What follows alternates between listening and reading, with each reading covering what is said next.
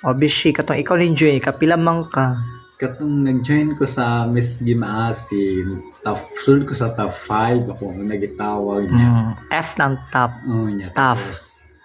Kuhaan ka na. Wala mo siya nag-one common question. Niya, but not siya ilim nga na pagkahitabo. Kay third runner-up ramang buko.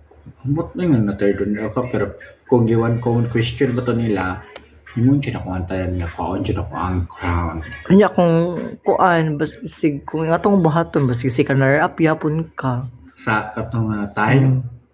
Dawa na lang siya na ako. So di gyapon di ka dawat nga third runner up ra ka. Wala siya pero ito nga third runner-up ako ato kay. Wala mong good one common question. Dapat common question no. Dapat sa, di ba, pag top 5 naman siya sa question, dapat tubagon. Dapat kung naagit to siya, tubagon siya na ko to taman-taman. Kaya siyempre, nakasulod ako sa top 5, di ba?